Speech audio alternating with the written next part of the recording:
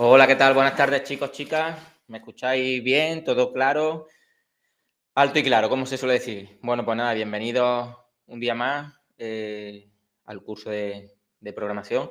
Estamos ya con la parte final, ¿no? Elaborando lo que es la situación de aprendizaje. Ya me habéis escrito para que os mande los bocetos y demás. Y sin prisa pero sin pausa, ¿vale? No dejarlo mucho lo que es el envío de la programación, ir mandándome las partes para que se vaya cerrando los puntos, dejarlo todo bien cuadrado, bien enlazado, de cara a que una vez que finalice el curso, pues por lo menos la parte de la programación y las situaciones de aprendizaje la tengáis más que elaborada, ¿vale? Todavía queda tiempo, así que nada, darle un empujoncito en estos días y listo. Hoy vamos a empezar con la parte de la exposición de la unidad didáctica, de la situación de aprendizaje. Antes quiero hablaros de un par de cosillas, ¿de acuerdo? Para que lo tengamos en cuenta a la hora de elaborar o de darle esos coletazos finales a la programación, que lo tengáis en cuenta a la hora de elaborar la situación de aprendizaje. Y quiero hablaros, pues el otro día hablaba del método Ruler y demás, que se relacionaba también con la taxonomía de Bloom. Hoy voy a hablar un poquito de lo que es la taxonomía de Bloom y quiero también hablaros de los paisajes de aprendizaje. No sé si os suena esto de los paisajes de aprendizaje, no sé si alguna vez lo habéis trabajado, si habéis escuchado hablar de ello, pero bueno, si no, pues le vamos a dar una pincelada para que lo tengáis en mente, ¿de acuerdo? Empiezo por la taxonomía de Bloom, como veis aquí en la diapositiva, ya lo hemos mencionado en alguna ocasión, ha salido a la palestra durante la elaboración de la programación, ¿no? Benjamin Bloom, que fue el creador de este grupo taxonómicos, que se trata de una taxonomía que clasifica los diferentes dominios del aprendizaje, ¿no? Es decir, hace una lista que clasifica las habilidades, los procesos que pueden aparecer en las tareas educativas, ¿no? Que nosotros vamos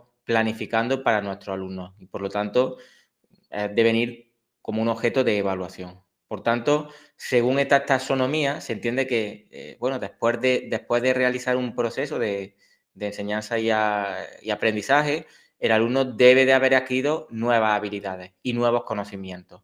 Ya recordáis que cuando hablamos de las competencias claves, decíamos que estas no permanecían inalterables, ¿no? Una vez que se alcanzaban ya, bien, ahí se quedaban y no se producía o no se modificaban de ninguna forma y no es así, ¿no? Es algo que se va perfeccionando, que se va puliendo y cada vez pues, se va perfeccionando más lo que es el aprendizaje competencial en ese campo concreto. Por tanto, Benjamin Bloom desarrolló una jerarquía de los, podríamos decir, objetivos educativos que se pretenden alcanzar con el alumnado. De este modo, los alumnos no pueden alcanzar objetivos superiores sin antes haber alcanzado esos escalones inferiores que se clasifican en esta jerarquía. Dentro de ella se identifican tres dominios: el cognitivo, el afectivo y el psicomotor, y vamos a ver un poquito de cada uno de ellos, ¿no? Los taxones o estos grupos clasificados, estos dominios, podríamos decir, se estructuran jerárquicamente. Cada uno de estos grupos abarca distintos subgrupos, distintas subáreas y al mismo tiempo estos grandes grupos se ven condicionados y subordinados a grupos mayores. De manera que los grupos más altos, como decía anteriormente, no pueden ser alcanzados sin haber logrado con anterioridad esos escalones, esos grupos inferiores. Así pues, como bien he mencionado, se distinguen tres objetivos educativos, tres dominios clasificados jerárquicamente, ¿no? El cognitivo, el afectivo y el psicomotor. Bien, comenzamos con el dominio cognitivo en esta clasificación taxonómica de Bloom. Bueno, este dominio hace referencia al área intelectual de los alumnos. Además, el dominio cognitivo comprende 6 niveles, 6 subáreas que se deben de tener en cuenta, como el conocimiento, la comprensión, la aplicación, análisis, síntesis y evaluación.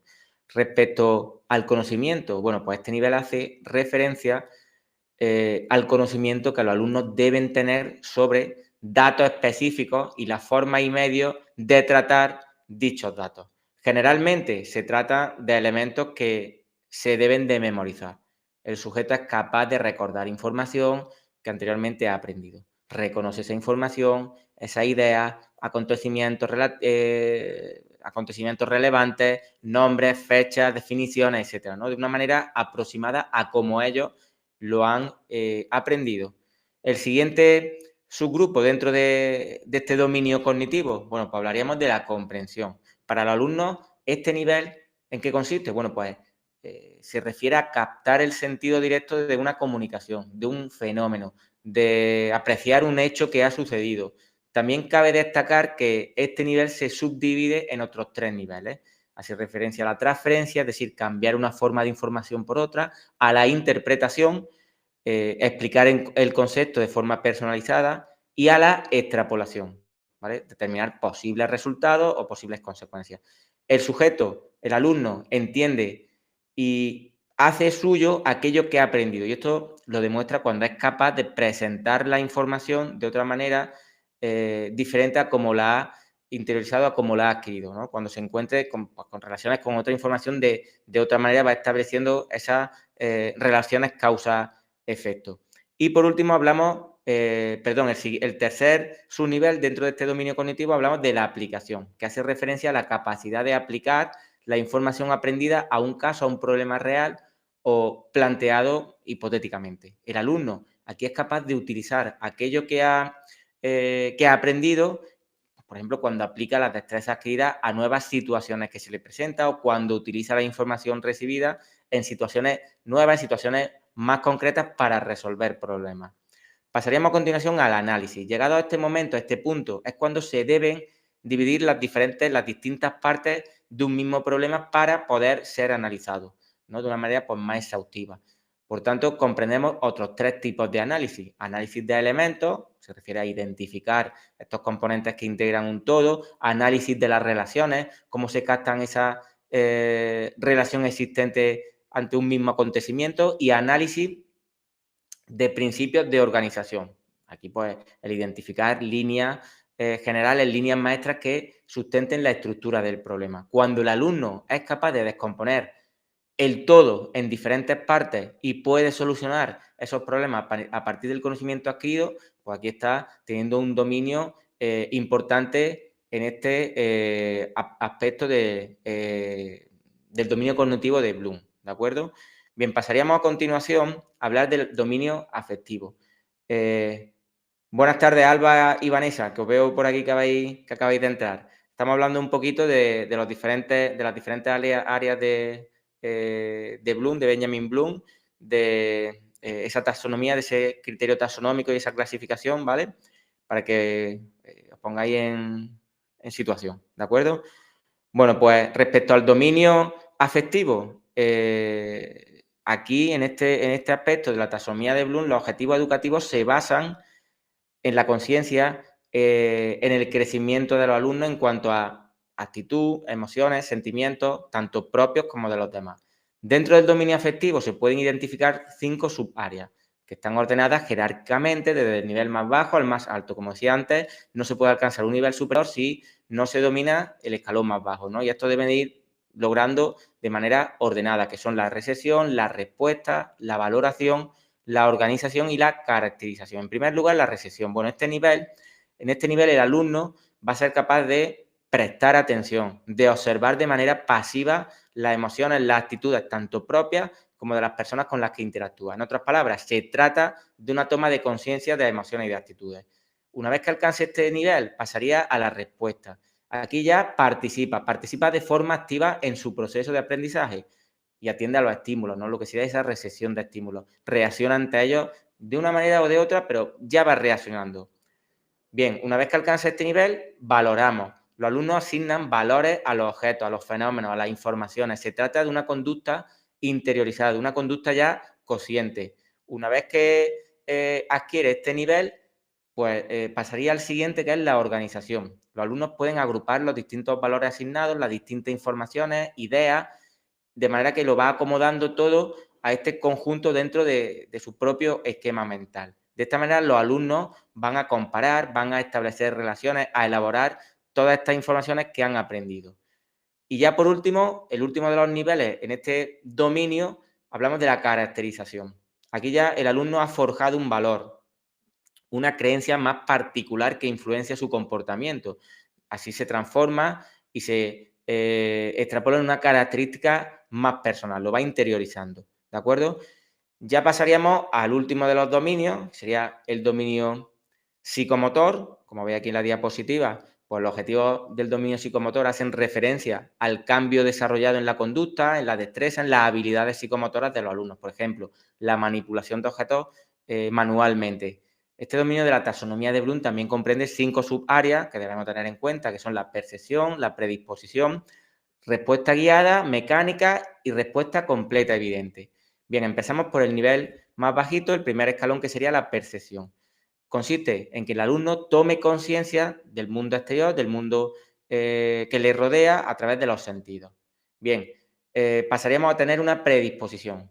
El alumno demuestra que está preparado, tanto a nivel físico como mental, incluso podríamos decir emocionalmente, para poder llevar a cabo las actividades determinadas. Y esto nos daría una respuesta guiada.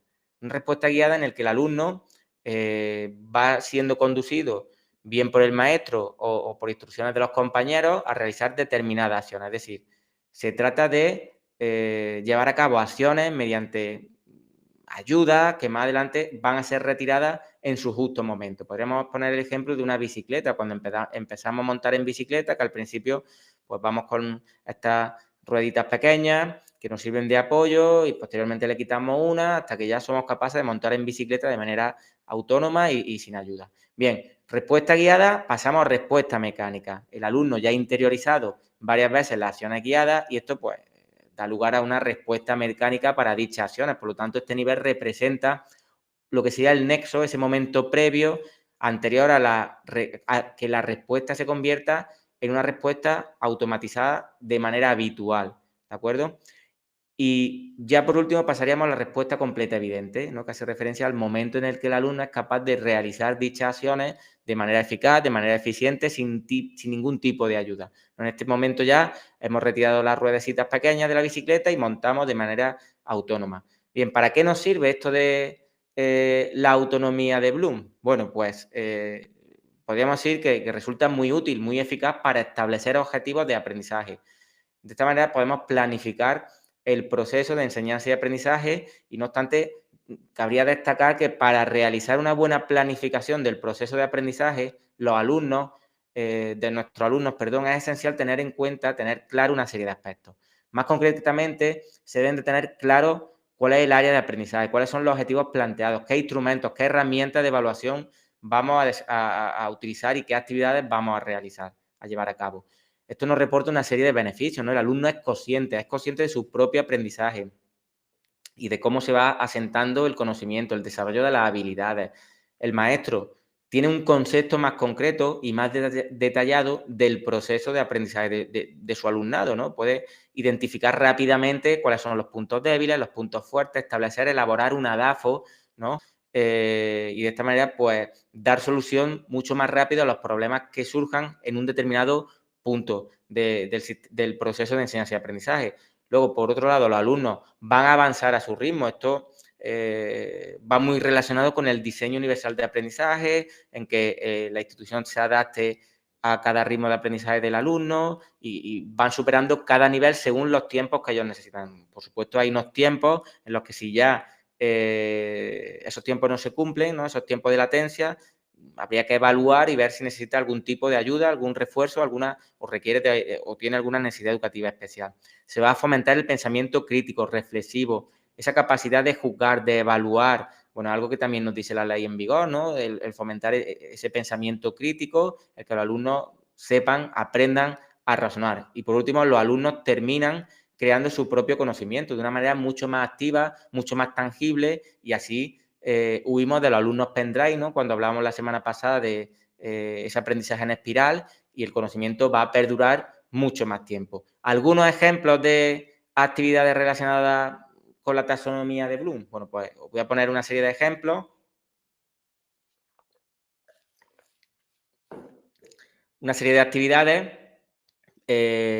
por así decirlo, tradicionales y cómo se transforman, cómo las enfocamos desde el punto de vista de la taxonomía de Bloom. Por ejemplo, en el área de matemáticas. Bueno, pues una actividad tradicional sería la explicación de los tipos de figuras geométricas, los lados, ángulos y la posterior puesta en práctica mediante los típicos ejercicios del libro de texto, ¿vale?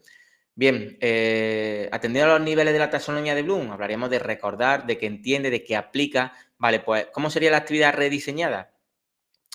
Podemos ver un vídeo en casa. Aquí ya estamos utilizando el aula invertida, ¿vale? En el que el maestro explica las diferentes figuras, investigan por parte de los alumnos cómo son, qué características tienen dichas figuras. Luego van a buscar en su día a día las figuras, las distintas formas geométricas, los ángulos, los lados, pueden capturar imágenes de esos objetos en los que está presente ese contenido, lo podemos usar utilizando una cámara de fotos o incluso una tablet para incluir las nuevas tecnologías o que nos lo digan de viva voz, ¿vale? Si es por cámara, pueden enviarlo a alguna plataforma en la que se comparten archivos tipo Padlet o Google Drive o lo que sea. Se puede crear distintos tipos de figuras, clasificándolas según el número de ángulos, de lados, incluso una maqueta. Pueden desarrollar una maqueta, relacionándolo aquí de manera interdisciplinar con el área de artística, en la que solo utilicen figuras geométricas, ¿de acuerdo? Bueno, pues esto se transformaría en un nivel de la taxonomía de Bloom de recordar, de entender, de aplicar, analizar, evaluar y crear. Otro ejemplo de educación física, por ejemplo, pues puede ser un trabajo interdisciplinar entre las áreas de conocimiento del medio, perdón, y de educación física. O se pueden trabajar de manera aislada o aunando, como os digo, dos áreas en una. Bien, en este caso estaríamos trabajando alimentos saludables, pirámides de los alimentos y tal, ¿no? Es algo que se suele trabajar de manera muy habitual. ¿Cuál sería la actividad original? Bueno, pues sería la lectura en voz alta, conjunta, del libro de texto o de algún artículo en el que se hable sobre alimentación saludable y nos muestre una pirámide de los alimentos, ¿de acuerdo? Bien, la actividad pues, sería resolver de manera individual la actividad del libro de texto correspondiente a esa parte de la unidad, ¿no? Página 57, ejercicios 3, 4 y 5. Los niveles taxonómicos de Bloom, recordar y comprender. Bien, ¿cómo rediseñamos esta actividad? Pues esta actividad que a priori en su fórmula inicial no nos ocuparía más de una o dos sesiones a lo sumo, vamos con el rediseño de la taxonomía de Bloom a extenderla a lo largo de varias sesiones. Por ejemplo, la primera sesión, vamos a visualizar el vídeo de alimentación sana o la pirámide alimenticia de tal página de YouTube, ¿no? O incluso ver un Geniali o lo que sea. Bien, vamos a analizar, vamos a debatir los alimentos de los diferentes escalones de la pirámide. ¿Estamos comiendo bien? Podemos rellenar un cuestionario para comprobar si nuestra alimentación es saludable. Se puede hacer una especie de encuesta en casa. Bueno, ya lo planteáis como queráis. La siguiente sesión, la número 2, repasamos los contenidos trabajados en la sesión anterior. Vamos a hacer un poco de énfasis en la pirámide alimenticia. Por grupos se puede construir una nueva pirámide que hemos dibujado previamente en una cartulina y para construir nuestra nueva pirámide recortamos, pegamos los alimentos de una revista, pues por ejemplo, revista de publicidad de un supermercado, podemos utilizar. En la tercera sesión revisamos el menú del comedor escolar, vemos las recomendaciones que nos hacen para la cena. De esta manera descubriremos si estamos tomando una dieta sana y equilibrada o por el contrario hay que hacer algunos ajustes, algunas pequeñas modificaciones. Tomamos nota de los alimentos que consumimos, que ingerimos a lo largo de la semana y las veces que lo hacemos. Y ya pasaríamos a la última sesión. Bien, en esta sesión 4 podríamos plantear una actividad en la que diseñemos un menú sano, equilibrado para un campamento que queremos realizar a lo largo de 5 días de duración, o de 3 o de 4, un fin de semana, lo que sea, ¿no? Cada día de la semana lo realiza un grupo, por lo que todos los grupos deben de hablar, deben de debatir cómo se van a repartir los alimentos a lo largo de los 5 días. Esta actividad la realizamos de manera cooperativa, por tanto necesitaremos la ayuda de varios padres voluntarios, ¿no? Es una actividad de grupos interactivos que nos va a ayudar durante el proceso. Esta actividad nos sirve como evaluación. Veis aquí que los niveles taxonómicos cambian. Hablamos de recordar, comprender, analizar, aplicar, crear y evaluar. Otro ejemplo más que os pongo en el área de lengua. Bien, ¿cuál sería la actividad tradicional? Pues simplemente tendríamos que memorizar un poema. El que sea, ¿no? El que esté adaptado al nivel de nuestro alumno, de tercero, de quinto, de sexto, el que sea. Por tanto, esta actividad estaría en el nivel taxonómico de recordar, ¿no? Estamos estudiándonos, memorizando simplemente un poema. La evolución de la actividad adaptada a la nueva taxonomía de Bloom sería una primera sesión en la que se crea un poema desarrollando la misma estructura que el poema que estamos trabajando, en el que habíamos memorizado, ¿no? Aquí la taxonomía de Bloom se basa en crear. En la segunda sesión realizamos una rutina de pensamiento, ¿no? Por ejemplo, contrasta y compara con el poema de origen y el que hemos creado. Y aquí la taxonomía de Bloom ya evoluciona a comprender. Una tercera sesión, buscamos música, efectos de sonido para ponerlo de fondo a la hora de recitar ese poema. El nivel taxonómico de recordar. Una cuarta sesión, se graba un podcast, se puede dramatizar el poema. Con esa música que habíamos buscado la ponemos de fondo y aquí ya estamos aplicando. Y por último, escuchamos las grabaciones y se evalúa a través de una rúbrica elaborada por el maestro. Y aquí pues, el nivel taxonómico obviamente es el de evaluar. Pues esta rúbrica se puede hacer a través de idoseo, si trabajáis adictios, si trabajáis lo que sea, o simplemente con vuestro puño y letra, incluso utilizando la inteligencia artificial, también podéis trabajar y elaborar una rúbrica, ¿vale? Bueno, pues aquí quería también hablaros de esas actividades para que no quede todo tan teórico y sepáis un poco cómo aplicarlo. Si queréis en vuestras situaciones de aprendizaje, pues alguna de las actividades, si queréis darle una pincelada a la taxonomía de Bloom, pues podría ser algo parecido en alguna sesión y ya estáis metiendo ahí pues esos niveles taxonómicos de Bloom. De otra cosilla que os quería hablar es del tema de la portada. Cargo aquí la diapositiva.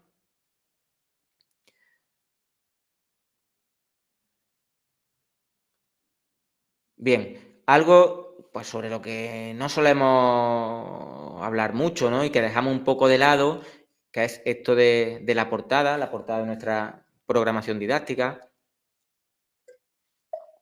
Cuando hablamos del formato, del maquetado, del documento, pues decía que, a ver, ciertamente no os va a dar o no os va a quitar la plaza, me refiero a ese formato llamativo, al colocar imágenes, tablas, gráficas, pero sí es cierto que va a hacer que el tribunal se muestre más predispuesto a seguir con vuestra exposición, ¿no? Partamos de una primera impresión, ¿no? Esto siempre es importante. Siempre hemos dicho que esa primera impresión, incluso que una imagen vale más que 1000 palabras.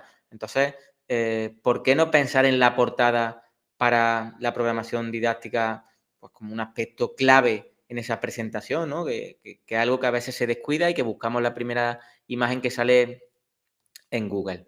Bien, ¿qué diseño o tengo que tener en mente a la hora de realizar mi portada, ¿no? de mi programación didáctica? Bueno, pues si algo debe de ser un maestro, es creativo. Y esto debe de demostrarse en la programación didáctica que presentamos en nuestra oposición, ¿no? Además del contenido que esté bien estructurado, que esté adecuado a la realidad actual de la educación en nuestro país, en nuestra comunidad autónoma, que se presente de manera secuenciada, lógica, bueno, pues debe de contar con una cubierta que exprese justo eso, que sea atractivo, que sea afectivo y que la misma buena presencia que nosotros queremos transmitir durante nuestro discurso, pues que lo puedan ver, que es algo tangible en la programación didáctica, en el documento y en la portada, ¿vale? Que el tribunal cuando la vea quiera descubrir el interior. Tened en cuenta que cuando nosotros vamos a una librería, cuando vamos a comprar un libro, muchas veces, si no tenemos en mente un título concreto, nos dejamos guiar por ese impacto visual que nos genera una carátula o una portada del libro, ¿no? Incluso, pues, los que sois más mayores, si habéis vivido la época de los videoclubs, nos dejábamos mucho guiar pues, por esa portada de la carátula que nos atrajese, ¿no? Por tanto, la convocatoria nos va a dar una serie de datos que debe contener esa portada, ¿no? Por lo típico del nombre, el DNI, el número de opositor, el tribunal. Ya depende, como digo, de la convocatoria de cada comunidad autónoma y lo que nos pida incluir. La clave está en que esa portada sea una extensión de lo que el tribunal se va a encontrar dentro del documento.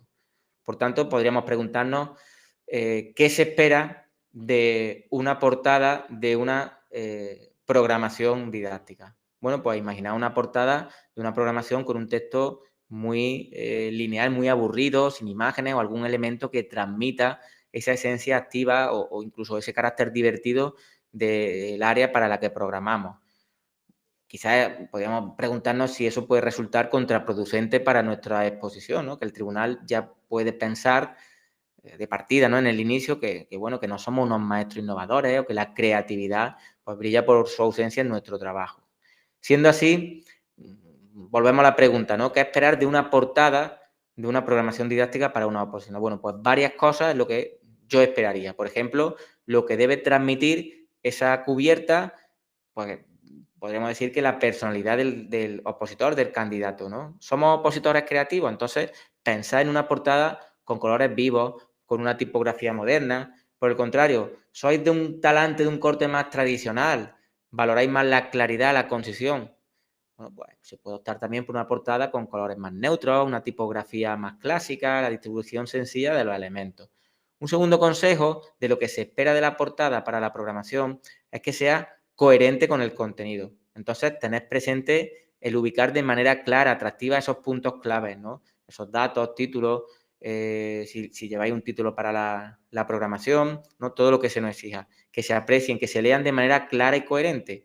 Y esto, que parece una obviedad, no lo es tanto. Yo he revisado documentos de compañeros, no de este curso, pero en años anteriores, en el que utilizaban un tipo de letra que apenas se leía bien o que le ponían unos colores demasiado estridentes que incluso llegaban a ser molestos a la hora de leerlo. Y un consejo más de lo que se espera de una portada es que también sea sinónimo de lo que el candidato, el opositor, es capaz de ofrecer como profesional, ¿no? Como maestro, como docente, que sea original, que sea creativo y que tenga una buena capacidad de síntesis, ¿no? Recordad que el diseño de la portada va a captar esa atención inicial y junto con la exposición que hagáis, pues van a ser claves para crear un momento que sea memorable y que el tribunal diga, joder, esta chica, este chico, sí que hay que poner una buena nota porque es una máquina, lo tiene todo súper bien enlazado, la portada, la exposición que ha hecho, entonces debe de ir todo en buena sintonía y en consonancia. ¿Cómo diseñar nuestra portada para la programación didáctica? Bueno, pues ya hemos hecho énfasis en la importancia de la portada como esa primera carta de presentación. No es que trate de convenceros, porque estoy seguro que ya cuidáis hasta el mínimo detalle, pero ¿cómo podríamos hacerla? Bueno, pues voy a dar una serie de consejos, una checklist que seguro que os va a ayudar a realizar un trabajo pues, de calidad y no sentir que morí en el intento.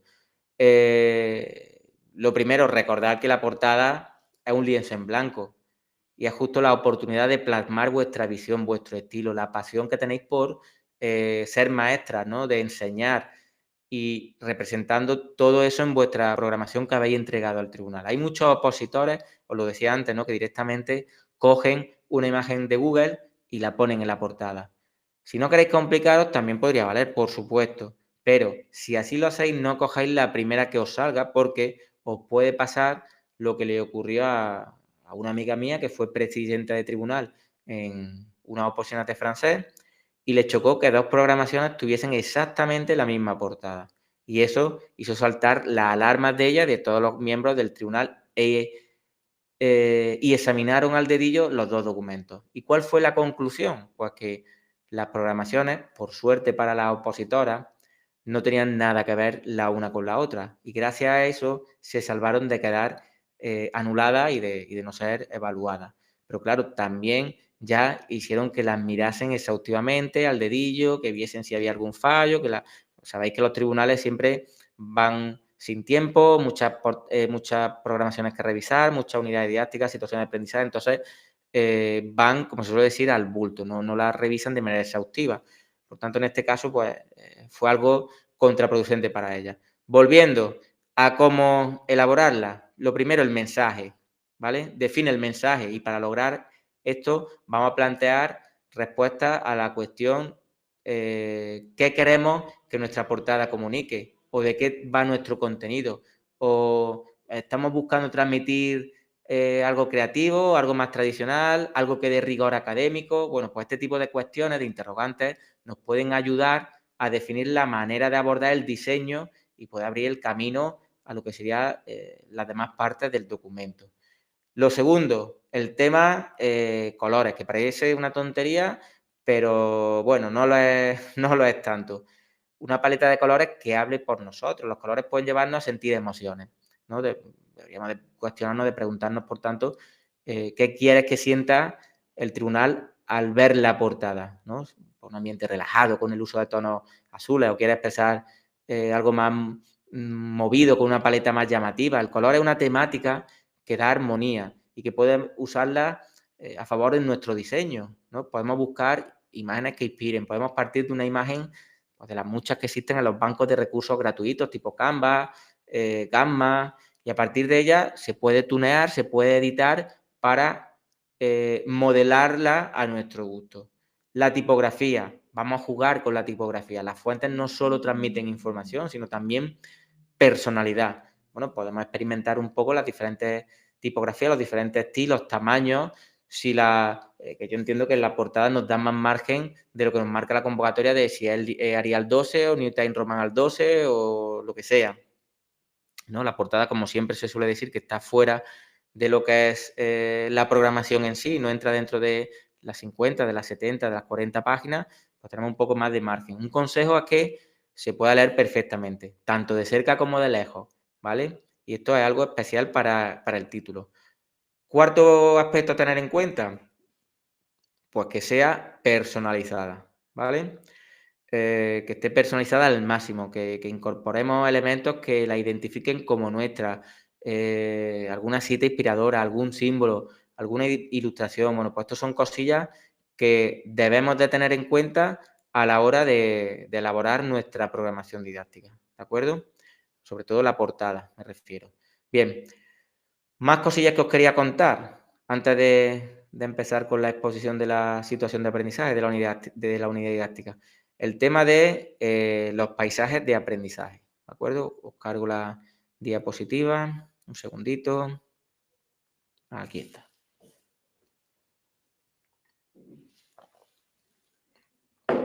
Bueno, pues aquí veis, no sé si habéis escuchado alguna vez hablar de ello, lo habéis puesto en práctica, el tema de los paisajes de aprendizaje. Os he dado la brasa con las inteligencias múltiples, acabamos de hablar de la taxonomía de Bloom, y esto lo he hecho porque va a colación de esta metodología de los paisajes de aprendizaje. Ya os digo que no sé si os suena, si es así, si la habéis llegado a poner en práctica, pero podemos partir de una premisa, de una cuestión de cómo se puede personalizar el aprendizaje del alumnado de tal manera que se fomente su autonomía, que se adapte a las necesidades de cada uno de los alumnos. Bueno, pues una opción interesante es hacer uso de los paisajes de aprendizaje, que es una herramienta pedagógica con la que se puede representar de manera muy visual un área o al menos, pues, un contenido que se esté trabajando, una serie de saberes básicos.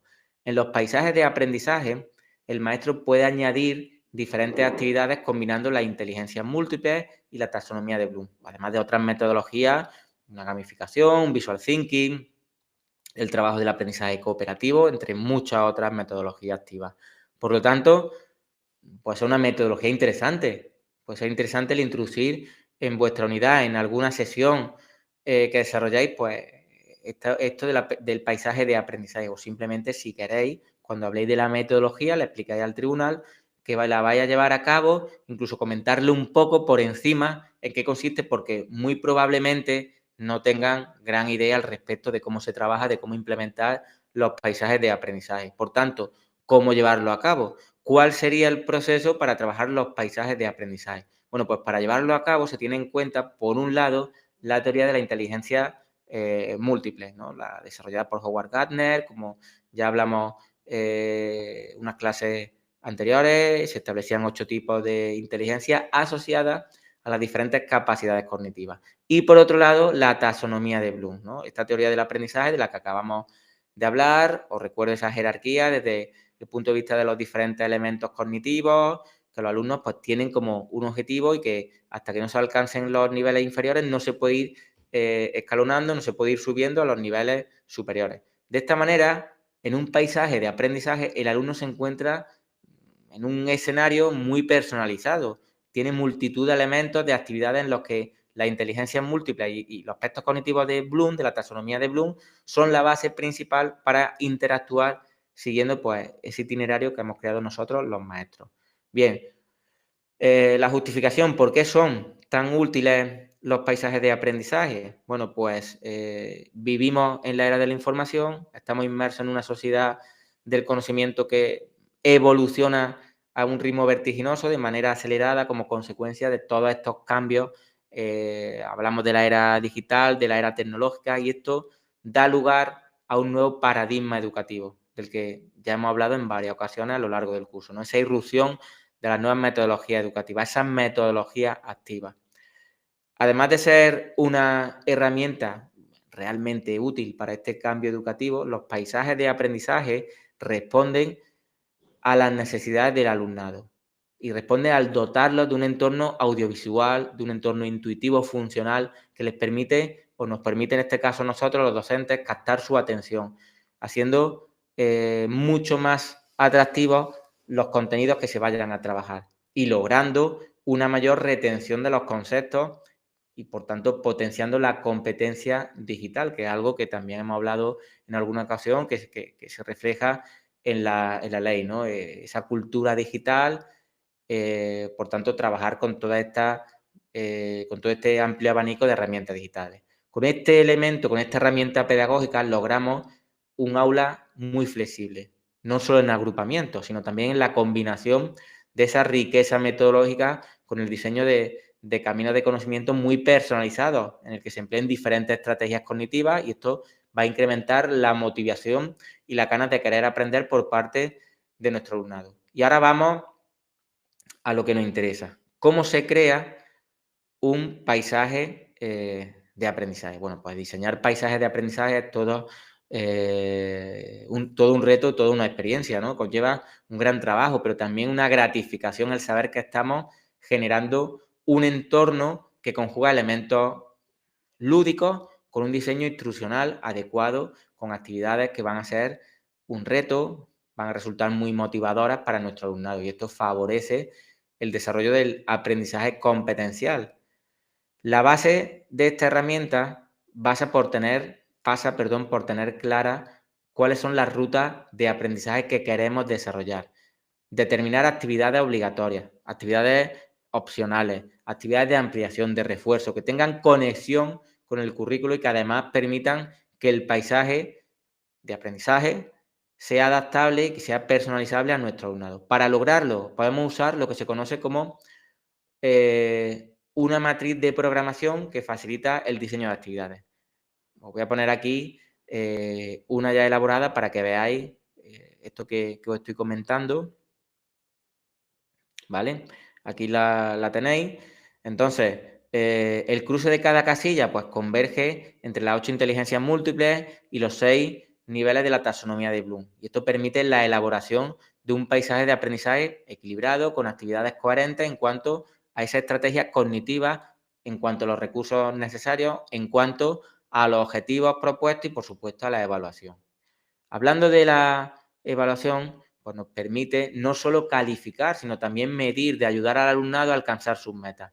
No tiene por qué centrarse en un único acto, sino que es interesante que sea el resultado de la convergencia de diferentes herramientas, herramientas que aplicaremos en función de las actividades programadas. Podemos emplear rúbricas, trabajos, presentación, algún juego de rol, el trabajo cooperativo, algún proyecto, el portfolio, las típicas pruebas escritas y orales, ¿no? Los exámenes de toda la vida. Este conjunto, este compendio nos puede llevar también a establecer alguna clasificación, alguna recompensa para otorgar según se superen los retos propuestos. Realmente es lo que nosotros estamos haciendo con todas las metodologías que estamos llevando a cabo. No solo evaluar el resultado de la tarea o del producto final, sino evaluar todo el proceso. Además, como ocurre en cualquier realidad, debemos dejar claras las normas que tiene nuestro paisaje de aprendizaje y recordar la temporalización. Es importante que el alumnado sepa qué esperamos de él y cuándo lo esperamos, ¿no? Acordaos del ejemplo del viaje, ¿no? Que sin GPS nos perdíamos, no sabíamos cuándo nos habíamos salido del camino y demás. Todo esto debe encajar dentro de un espacio, un entorno, el propio paisaje de aprendizaje, y para ello necesitamos una narrativa, un storytelling que nos permita llegar, tocar la fibra, ¿no? Llegar al corazón de nuestro alumno. Y para hacerlo necesitamos desarrollar una estrategia narrativa que ayude a que los alumnos y las alumnas sean parte de esa comunicación, que se sumerjan en la experiencia más allá de esos datos, de esas cifras, de esos valores. Es importante que sea una narrativa motivadora y así vamos a tener en cuenta algunos factores, pues como los intereses del alumnado, el momento de desarrollo evolutivo y demás. Podemos pensar en algún contenido, en alguna temática que nos gustaría abordar, ¿no? En esta narrativa, los personajes, los roles que tiene nuestro alumnado, sobre todo si le damos un enfoque gamificador, deben de tener cabida. Entonces haremos uso de personajes, de tramas, conclusiones para contar esa historia sobre los contenidos didácticos que queremos transmitir, de modo que nuestro alumnado sea el protagonista. Si veis, esta metodología casa con todos los parámetros que nos marca la actual ley educativa, tener en cuenta el interés, la motivación de los alumnos, evaluar todo el proceso, que esté adaptada al entorno del alumno, ¿no? Que esté contextualizada, que sea interesante y motivante para él. Cuando tengamos todo listo, la ruta de aprendizaje, las actividades, la evaluación, la clasificación, qué recompensa, las normas, cómo se temporaliza todo, cuál es la narrativa del storytelling, debemos de bocetar nuestro paisaje de aprendizaje. Lo hacemos en papel y para comenzar, pues un poco este proceso de creación. Ya llega el momento de trasladar todo a una herramienta en la que la comunicación visual tome relevancia. ¿De acuerdo? Entonces, bueno, incluso se puede dejar solo en papel o si queréis llevarlo a cabo con una herramienta, con una aplicación en la que le dais sentido, pues también tiene cabida. ¿De acuerdo? Bien. Más cosillas. Vamos a ver por qué deberíamos de utilizar esos paisajes de aprendizaje, qué beneficio nos reporta. Bueno, pues va a facilitar la atención individual del alumno. Los paisajes de aprendizaje responden a las necesidades de los alumnos. Les va a proporcionar un entorno audiovisual, intuitivo, funcional, que permite captar su atención. Y esto lo hace mucho más atractivo, ¿no? Va a lograr una mayor retención de los conceptos, va a potenciar, por otro lado, la competencia digital. Aumenta también la motivación por el aprendizaje. Los paisajes proporcionan un entorno que combina elementos más lúdicos con un diseño instructivo, adecuado, con actividades que son pues, un reto y una motivación para los alumnos. Los alumnos son los reales protagonistas, autónomos en su aprendizaje. Aprenden siendo guiados por el maestro, un maestro que les acompaña en todo el viaje de exploración, todo el viaje de descubrimiento. Una gran característica es la flexibilidad que permite que cada alumno utilice los contenidos y resuelva los retos que se les planteen en función de su manera de aprender. Por tanto, pasa de ser un sujeto pasivo a un agente activo en este proceso de aprendizaje. Desarrolla la competencia digital docente y la competencia digital del alumno. Los paisajes ayudan a los alumnos a adquirir esa competencia digital, ¿no? Ese pensamiento crítico, el comportamiento seguro y ético en el entorno digital. Por su parte, a nosotros los maestros nos dan un salto cualitativo en el uso de las tecnologías de la educación. Contribuye a que lleguen a ese nivel de apropiación en el que el maestro va a ser capaz de planificar, de integrar tecnologías digitales en el currículum para personalizar la educación de acuerdo con las necesidades que tienen los alumnos, va a ser capaz de recrear recursos digitales para compartirlos con ellos, para compartirlos con otros compañeros docentes, incluso enseñar a los alumnos a hacerlo y a una manera pues muy intuitiva de trabajar para que los alumnos pues, vayan enfocando el aprendizaje en función de su ritmo de aprendizaje y de las necesidades que ellos planteen y que ellos tengan. Bueno, pues otra idea más por si queréis investigar sobre esta metodología, ¿no? Estos paisajes de aprendizaje. Bien, y ya termino con lo último y nos ponemos con la exposición, que sería hablar, lo cargo.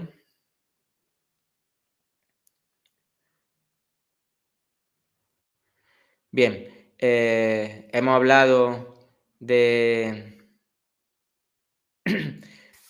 hemos hablado de la exposición de la programación, vamos a hablar ahora de la exposición de la unidad didáctica, de la situación de aprendizaje.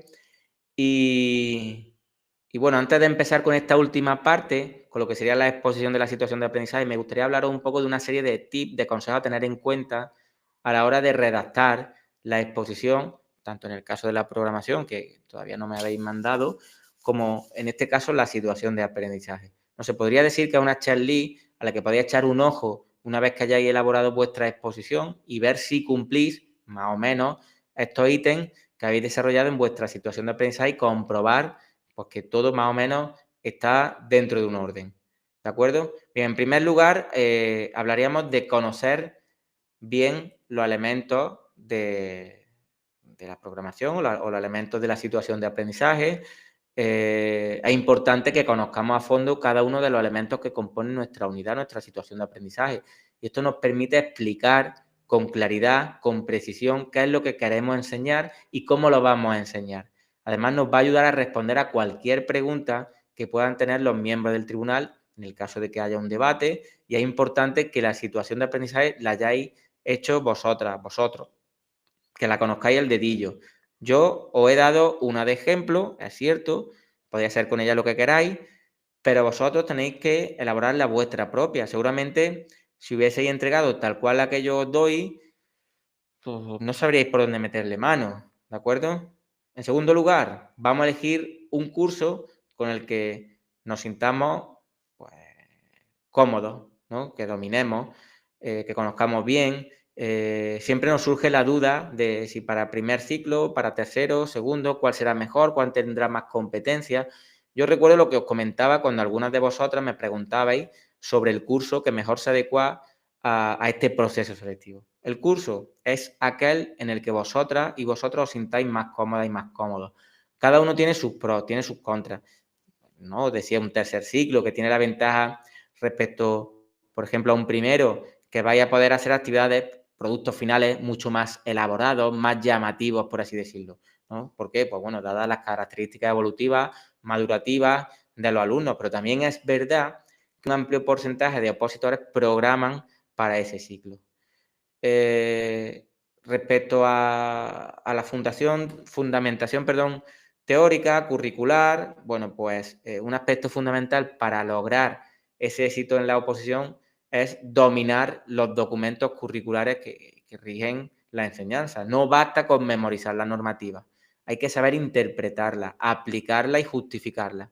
Por ello, es importante que la programación didáctica o la situación de aprendizaje refleje cómo se vincula con los principios, con los fines de la educación, así como con las medidas de atención a la diversidad que se deben de adoptar dentro de clase o sobre la evaluación, metodología. De esta manera vais a demostrar que tenéis un conocimiento profundo, un conocimiento crítico a nivel curricular y que sois capaces de adaptarlo a las necesidades de los alumnos. Para relacionar la exposición con los fines de la educación, pues podéis explicar cómo contribuye al desarrollo integral del alumno, al fomento de los valores democráticos, al respeto de los derechos, de los derechos humanos. También podéis mencionar cómo favorece la adquisición de las competencias claves y la preparación para la vida adulta. Bueno, pues esos fines los podéis citar en el artículo 16.2 de la LOE. Podéis hablar del Real Decreto 157, del decreto de vuestra comunidad autónoma, que hay un artículo que hace alusión a esos fines educativos.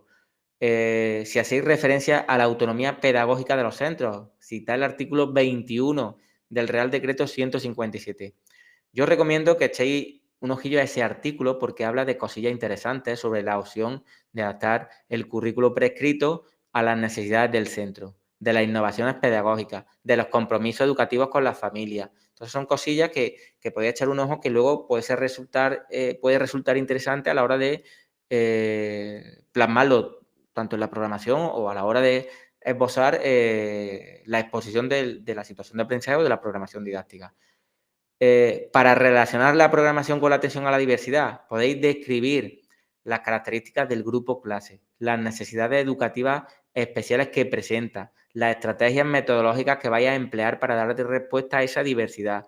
También recursos materiales, recursos humanos que vais a utilizar y los criterios de evaluación y de calificación que vais a aplicar. Todo esto podéis echarle un vistacillo y poner algunos artículos. Para mí es importantísimo que lo apoyéis en una serie de artículos que no habléis solo de la evaluación, pues el Real Decreto 157, bien. ¿Cuántos artículos tiene el Real Decreto 157? ¿Cuántos artículos tiene la LOMLOE? ¿Cuántos tiene el decreto de mi comunidad? Citad alguno y que diga el tribunal, joder, pues mira, sí, esta chica, este chico, por lo menos se ha leído la legislación y sabe, y sabe de lo que va. Siguiente cuestión a tener en cuenta. Adoptar decisiones con base científica.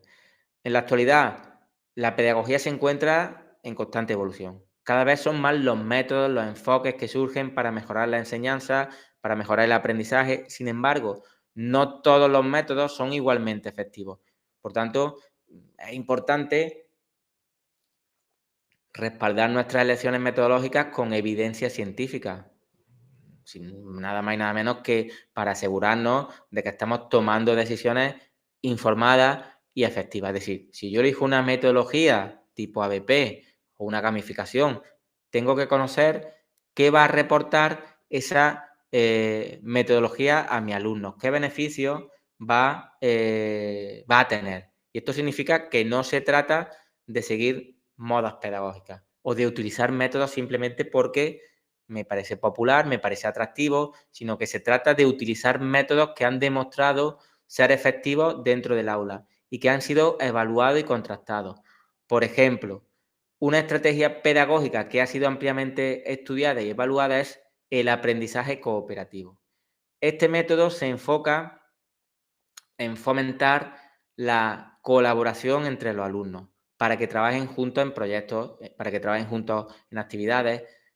Hay estudios que demuestran que el aprendizaje cooperativo puede mejorar el rendimiento académico, la motivación, el autoestima de los alumnos. Eso es impepinable y sí o sí no hace falta que haya ningún estudio para que nos lo demuestre, ¿no? Si yo en mi situación de aprendizaje, en mi unidad didáctica, trabajo el cooperativo, puedo justificar al tribunal su uso en clase. Otro ejemplo de un método pedagógico respaldado por la evidencia es el uso de la retroalimentación efectiva, ¿no? Esa retroalimentación, el feedback, que se refiere a proporcionar información a los alumnos sobre su desempeño. ¿Para qué? Pues para que puedan identificar cuáles son sus áreas de mejora y trabajar en ellas. Una vez más, esos estudios demuestran que ese feedback, esa retroalimentación puede mejorar el rendimiento académico, la motivación de los alumnos. Esto lo hemos hablado en varias ocasiones a lo largo del curso, sobre todo cuando tocamos el punto de la evaluación, concretamente la evaluación formativa. Recordad que no es lo mismo evaluar que calificar y que para que se lleve a cabo una evaluación con garantía de éxito debemos ofrecer un feedback al alumnado. Sin embargo, es importante recordar que no todos los métodos funcionan igualmente bien para todos los alumnos. Por tanto, es importante adaptar los métodos y las estrategias a las necesidades individuales de los alumnos. Una vez más, se pone aquí en juego lo que es el diseño universal para el aprendizaje. Por ejemplo, algunos alumnos pueden beneficiarse de ese aprendizaje individualizado, mientras que otros prefieren ese aprendizaje colaborativo, ese trabajo cooperativo, ¿no? Y aquí es donde entra en juego la importancia de contextualizar, de conocer a nuestro alumnado y de conocer su entorno. Más cosillas respecto a la exposición.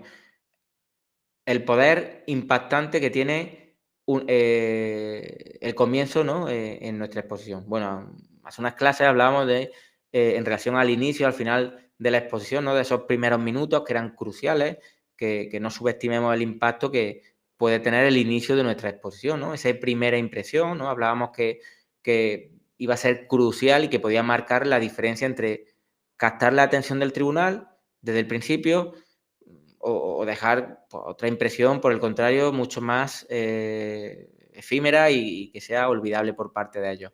Imaginaos que nos encontramos frente al tribunal, listos para iniciar la presentación y en lugar de comenzar de una manera convencional, pues podemos emplear una estrategia que despierte el interés de una forma instantánea. Por ejemplo, permítame comenzar con la pregunta retórica. ¿Qué es lo que realmente queremos lograr en la educación de nuestros alumnos en la etapa de la educación primaria?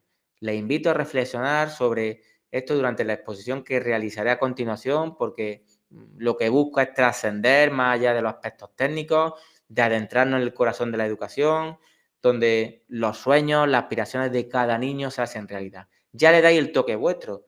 No empecéis como el 95% de los alumnos o más y rompáis con la rutina del comienzo de exposición de lo que ellos están acostumbrados ahí, ¿no? Buenos días, mi nombre es tal, con permiso del tribunal, teniendo en cuenta la orden cual, voy a dar paso a la exposición de mi programación o de mi unidad didáctica o mi situación de aprendizaje.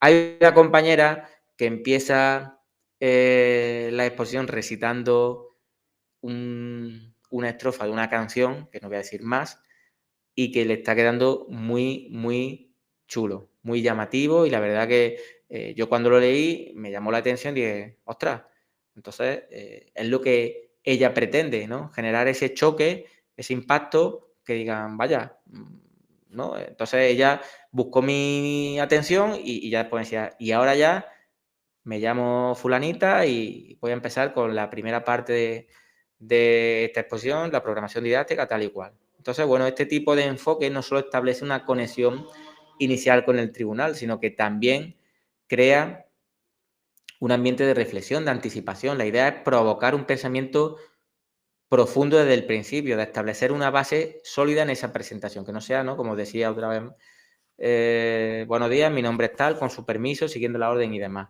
Entonces vamos a buscar ese comienzo impactante. Bien, mentalidad positiva. Esto debe de ser algo crucial, ¿no? La mentalidad positiva desempeña un papel crítico en el éxito, ¿no? Muchos compañeros pues, son extremadamente negativos. Los típicos dicen, joder, es que solo hay 6 plazas por tribunal o 4.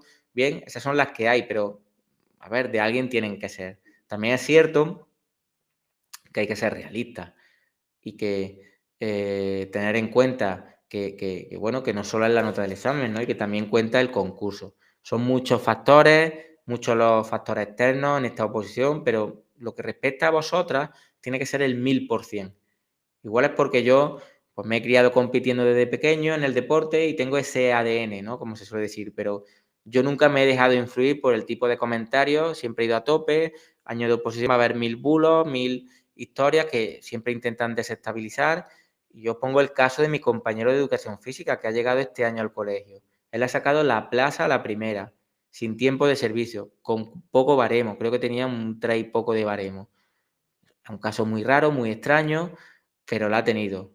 Y esa mentalidad positiva, como yo la puedo intentar transmitir al tribunal, sería diciéndole algo como que mi enfoque en esta exposición es menos sobre demostrar mi autoridad y más sobre cómo puedo brindar al tribunal una perspectiva fresca, valiosa sobre la educación primaria. Me gustaría que al final de esta presentación el tribunal no solo vea mis conocimientos, sino que también pueda apreciar cómo mi enfoque pedagógico puede beneficiar a los niños dentro del aula.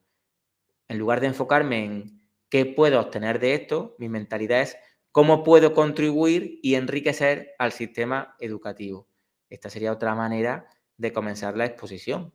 ¿De acuerdo? Bueno, pues otra idea más que tenéis. Bien, más cosillas.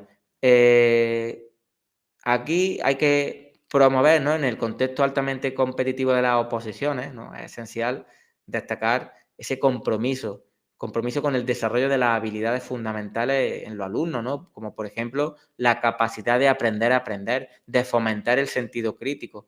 En lugar de simplemente mencionar esta competencia, podemos mostrarle al tribunal de una manera convincente cómo la vamos a abordar en nuestra situación de aprendizaje, en nuestra unidad didáctica y cómo fomentamos la reflexión o la autonomía dentro del aula. Os he puesto esta competencia por no poner un ejemplo de todas, pero ya vosotras podéis poner cualquiera de ellas si optáis por abordar la perspectiva competencial. Poneos en situación. Imaginad que estamos frente al tribunal, explicamos nuestro enfoque pedagógico y no se trata solo de decir que vamos a enseñar a nuestros alumnos a aprender, sino de mostrar cómo lo llevamos a cabo. Por ejemplo, les podríamos decir al tribunal, una de las competencias más cruciales que abordaré en mi unidad didáctica o en mi situación de aprendizaje es la de aprender a aprender.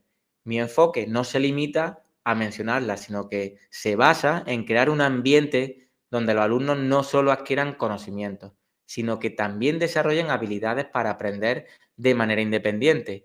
Por ejemplo, en mi unidad, en mi situación de aprendizaje sobre lo que sea, no se trata simplemente de proporcionar información, sino de fomentar la curiosidad, las ganas de investigar.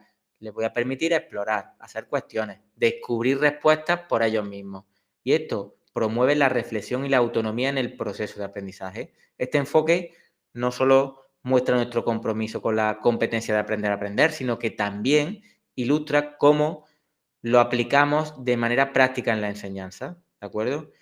Más cosillas. El punto número 8, se pueden crear puentes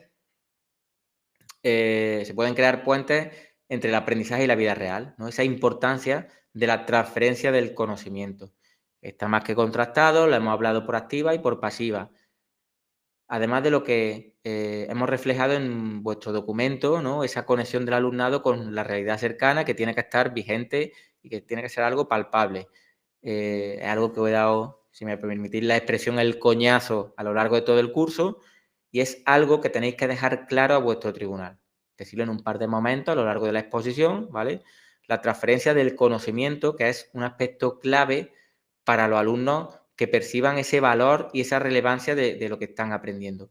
Yo puedo introducir al tribunal explicando que mi propuesta no solo se basa en enseñar conceptos, sino de demostrar cómo los niños pueden aplicarlos en situaciones cotidianas.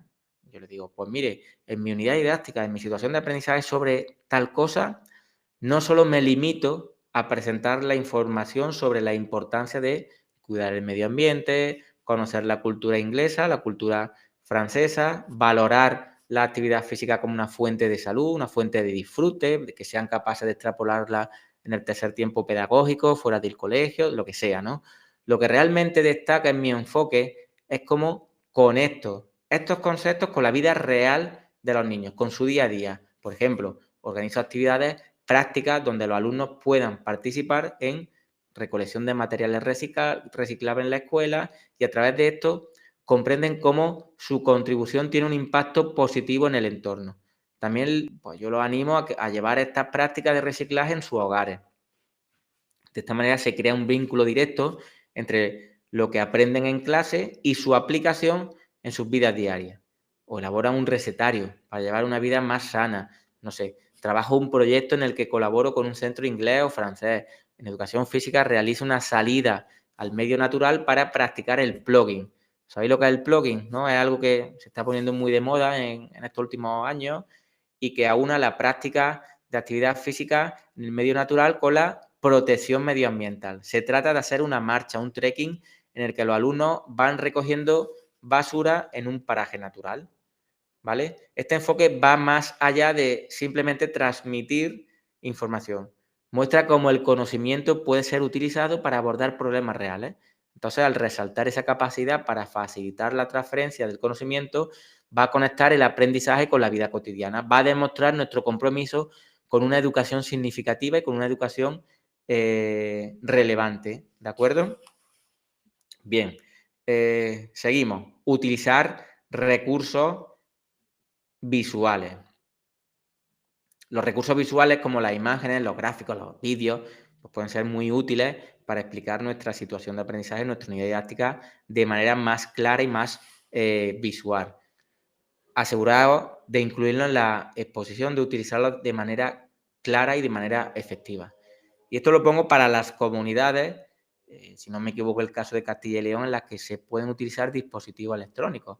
A colación de esto, en los últimos días ha surgido un debate en redes sociales, en grupos de WhatsApp, sobre si meter enlaces de YouTube o Geniali, ¿no? Pues, por ejemplo, en la situación de aprendizaje. La lectura que yo hago de la convocatoria es que no puede utilizar dispositivos electrónicos para enseñar esos vídeos.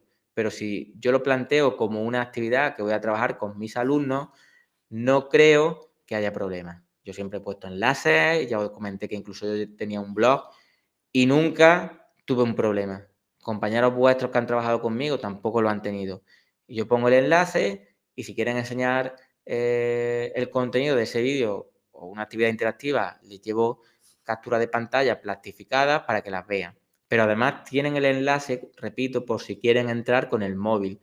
Yo si estuviese de miembro del tribunal y tuviese esa tesitura de elegir por un lado una actividad en la que me dice, oye, voy a trabajar un vídeo de YouTube para ver los tipos de roca, o introducir el Ultimate, o trabajar la familia a través de un juego, y otro que me pone eso mismo, pero además me dice que en tal enlace puedo encontrar la canción que me va a servir para introducir la actividad o el juego o esa ficha, sin duda yo me quedo con el segundo, porque es el que me está dando más información.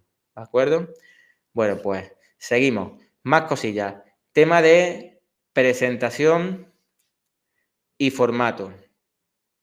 Bien, hay que presentarla bonita, clara, que se lea bien, totalmente ausente de faltas de ortografía. Y esto es muy importante, que reviséis las faltas, la coherencia. A veces por los nervios hay despistes. Por ejemplo, el otro día una compañera me ponía que la clase contaba con 24 alumnos, de los cuales 2 eran niños y 3 eran niñas. Y a mí las cuentas no me salían. Y luego el tema de las faltas de ortografía. Si supieseis la cantidad de situaciones de aprendizaje que invalidaron en la convocatoria pasada por faltas de ortografía, creo que os echaríais las manos a la cabeza y os pondréis a temblar. De hecho, el compañero de educación física del que os hablaba antes, que había sacado la plaza sin tiempo de servicio, me dijo que en su tribunal invalidaron más de 30 pruebas, ¿no? Entre exámenes escritos y situaciones de aprendizaje. O sea, yo puedo entender que en el escrito, con los nervios, la presión de escribir mucho en tan poco tiempo, bueno, de si algo que ponga se considera falta o no, pues puede pasar que se me escape lo que sea, ¿no? Algo, pero que en la situación de aprendizaje, en la programación, que le pasáis el corrector de Word, eso no tiene perdón. Luego, el tema del guión, bueno, pues del guión ya hemos hablado, tampoco me voy a parar mucho a ello, ¿no? No sé si fue en la clase anterior o hace 2 clases, pero bueno, hay que hacer un guión adecuado, como tenéis la encerrona, pues allí pasáis toda la información que lleváis de casa, pero recordad no poner demasiada información, porque eso tenéis que entregar al tribunal. De hecho, no sé qué comunidad era que ponía un número concreto de palabras que no podía tener más ese guión que entregáis al tribunal. Respecto a la legislación, no citéis la legislación de memorieta. Por favor, no digáis nada más empezar. La legislación en la que me baso para la elaboración de esta programación o en esta situación de aprendizaje es la siguiente. LOE, Real Decreto, tal. No soltéis esa retaíla de reales decretos, de órdenes, todas esas leyes educativas. No hagáis eso, por favor. Ir intercalando la legislación a lo largo de vuestra exposición en las competencias claves, a la hora de hablar de los objetivos de etapa, de los principios pedagógicos, de los saberes, de esa autonomía de los centros. Lo que os decía antes, ponéis algún artículo y de manera que va a parecer que lo domináis, aunque no tengáis ni idea de la legislación, ¿vale? Y luego ya hay quien habla también de ese código de vestimenta, ¿no? De ese dress code, como se suele decir, ¿no? Bueno, a mí algo que siempre me ha resultado gracioso, ver a gente de todo tipo, desde opositores que parece que van de boda, como otros que van vestidos como si viniesen del chiringuito de la playa. A ver, yo iría vestido normal, ni de fiesta, ni con vaqueros rotos. Yo iría con un calzado cómodo, ropa fresca y ya está, ¿no? Vuestra botellita de agua, que parece una tontería, pero es muy necesaria. Y luego bebés cuando os apetezca, no te cortes. Incluso podéis emplear el truco de hacer que bebéis cuando acabéis de decir algo que pensáis que es importante y original y que queráis hacer ese silencio retórico de unos segundos para que lo maduren y lo retengan. Sed valientes, no bajéis los ojos, no miréis al suelo, no miréis al infinito, ¿vale? Mirad directamente a los ojos del tribunal, sobre todo al presidente, pero también por turno ir jugando con todos los miembros, ¿no? Pues gesticular con las manos, enfatizar la voz, lo que sea importante, ¿no? Esos subrayados de pertinencia que se llama, emplear muchas preguntas retóricas, que son un recurso, pues un éxito asegurado. Se preguntarán ustedes que por qué digo esto, pues lo verán en el siguiente punto, no sé cuánto, ¿no? Luego no olvidéis esas reglas básicas de oratoria, perdón. Aludimos aquí a Cicerón, ¿no? Que decía, primero se habla de lo que se va a hablar, después se habla y por último se habla de lo que se ha hablado. O sea, presentación, nudo y resumen o desenlace, ¿no? Mantener la calma, que es importante que mantengáis la calma durante la exposición. Si estáis nerviosos, nerviosas, respirad profundamente, tratad de relajaros, estáis preparadas, estáis preparados y tenéis todo lo necesario para defender vuestro trabajo con éxito. Seguramente os lo habéis currado muchísimo y os saldrá bien. Y por último, esa recapitulación final, ese cierre. No olvidéis nunca ese pequeño recap, ¿no? Ellos lo van a agradecer mucho más para saber si sois un encantador o una encantadora de serpientes o si verdaderamente programáis como los ángeles, ¿no? Bueno, en realidad sois unos encantadores de serpientes, pero la tienes que encantar tan bien que, que se convenzan de que sabéis mucho más de lo que ellos piensan, ¿no? De sacar vuestro mayor rendimiento, de que vais a sacar lo mejor de vuestros alumnos, ¿vale? No olvidéis la típica frase final, si hay algo que quieran que le aclare en detalle, no duden en preguntar, por favor, ellos saben que tienen o no, depende de la convocatoria, su tiempo para preguntas, pero resulta amistoso que les ofrezcáis esa posibilidad, ¿de acuerdo? Bien, todo esto que he dicho es en relación a la exposición del documento que he elaborado, pero ¿y conmigo qué pasa? ¿No? Me explico. Además de vender mi unidad, mi situación de aprendizaje, tengo que venderme como docente, tengo que ser capaz de transmitir todo lo que sé para que vean que tengo la suficiente calidad docente. No se trata, como digo, de fingir, de adoptar cualidades que no tengamos para impresionar al tribunal. Vamos a explorar, vamos a ver cómo transmitimos nuestras propias cualidades en el contexto de esta prueba de la oposición, ¿de acuerdo? Vamos a ver algunos ejemplos de conclusiones para esta oposición. Por ejemplo, seguimos con este recap, ¿no? Estuvimos hablando de la conclusión y demás. Ya os dije que yo os dejé clara mi postura respecto a introducir una conclusión en el documento en sí, ¿de acuerdo? Os lo vuelvo a recalcar. Yo en esto hay compañeros y compañeras que me han puesto una conclusión en la programación y yo no estoy de acuerdo en incluirla. Y no estoy de acuerdo porque es un documento en teoría oficial, en una programación de un centro ordinario que diseñéis, ¿no? Para un colegio real no ponéis una conclusión y luego también perdéis ese factor sorpresa que para mí más INRI estamos tan limitados de espacio que perdéis en la programación un espacio que podéis utilizar para otros puntos que va a ser mucho más importantes. Entonces, yo esa conclusión la haría oral en la exposición, pero no dedicaría un punto a lo que es la conclusión en sí. Entonces, ya os digo, yo lo haría sí o sí al final de la exposición, tanto de la programación como de la unidad o de la situación de aprendizaje. Por tanto, voy a dar algunos ejemplos de conclusiones, por ejemplo, en este caso basándome en citas célebres, pero que tenéis que intentar que esa cita no quede vacía, es decir, que yo diga la cita y ahí se quede la cosa, no. Usar esa cita para conectarla con la realidad educativa. Por ejemplo, os voy a poner el caso de una de Nelson Mandela, ¿no? Él decía que la educación, la típica, ¿no? Es el arma más poderosa que podemos utilizar para cambiar el mundo. Bien, imaginaos, ¿no? Concluimos con esta famosa cita de Nelson Mandela.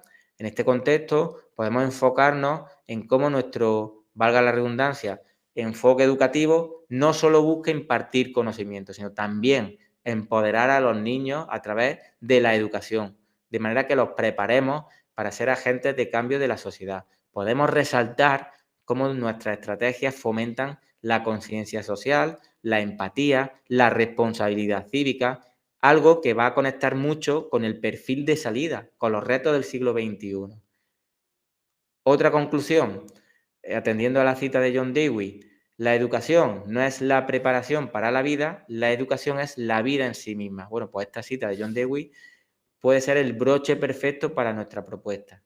En nuestra conclusión podemos enfocarnos en cómo nuestra programación abraza el enfoque holístico de la educación, donde cada experiencia de aprendizaje se convierte en un componente vital de la vida de los alumnos.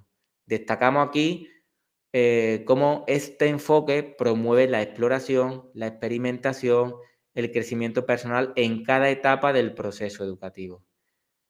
Otra cita de Albert Einstein, el aprendizaje es experiencia, todo lo demás es información.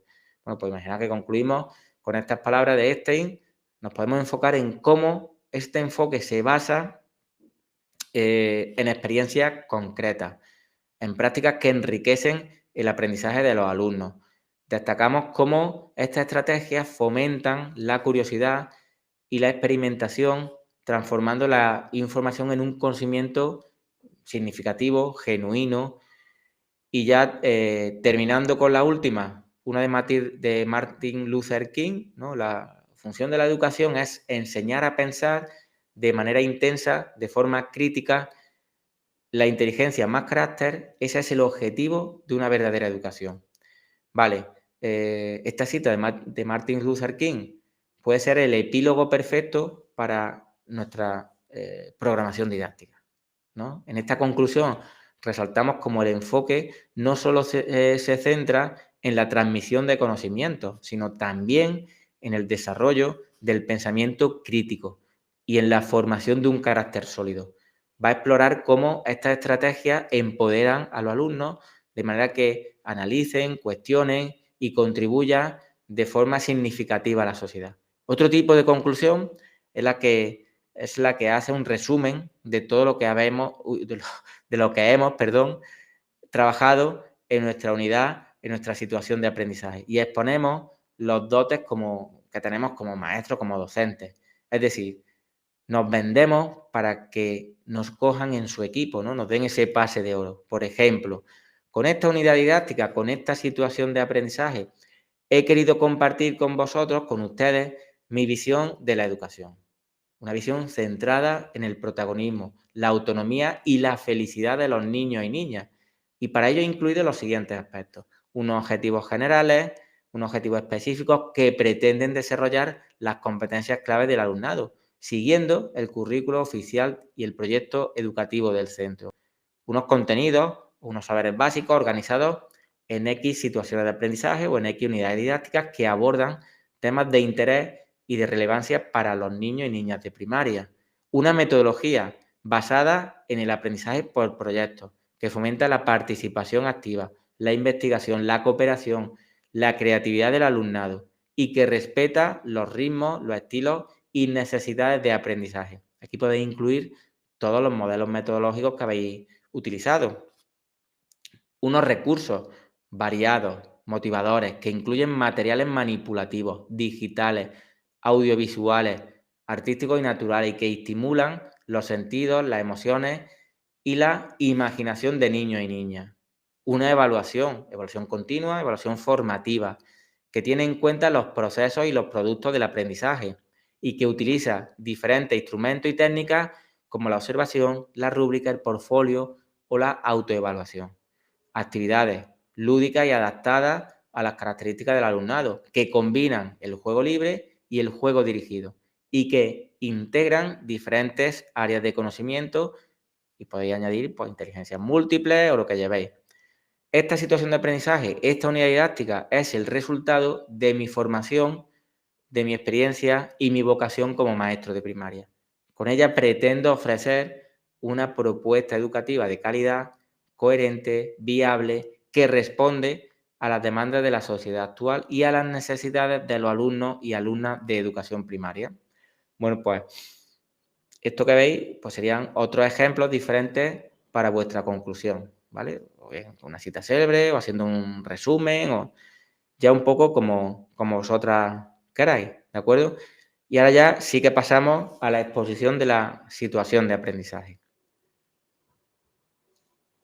Bueno, ya hicimos nuestra exposición de la programación, ya borramos nuestra pizarra, bebemos un poquito de agua, nos relajamos esos 30 segundos y empezamos la segunda parte de la exposición oral, que es la situación de aprendizaje, la unidad didáctica.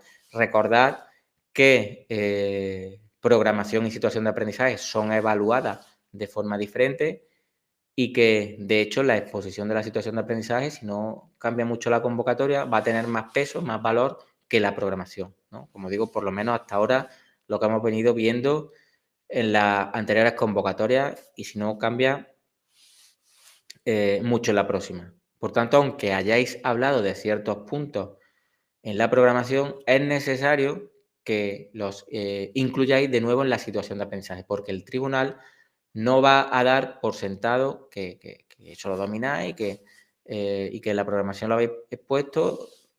No tiene por qué dar por sentado que es lo mismo de la situación de aprendizaje. Mirad, Ya os he comentado en varias ocasiones, vamos a buscar esos puntos comunes a todas las situaciones de aprendizaje, a todas las unidades didácticas, de esa forma que nos sea mucho más fácil el estudio. Por ejemplo, lo que os decía de los criterios de evaluación, de los saberes básicos, de las competencias específicas.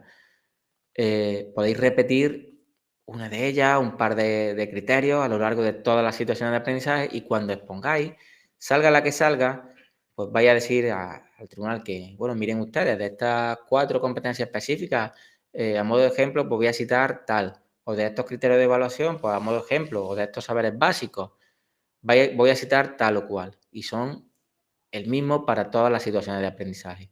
Otro ejemplo es el de los elementos transversales, la educación en valores, pues salga la que salga, habláis de igualdad efectiva entre hombres y mujeres, educación para la paz, ya los vais relacionando con las competencias, con los planes y proyectos, objetivos de desarrollo sostenible, ¿no? Esto ya lo vamos a ir viendo más adelante, pero lo recuerdo para que lo tengáis en cuenta.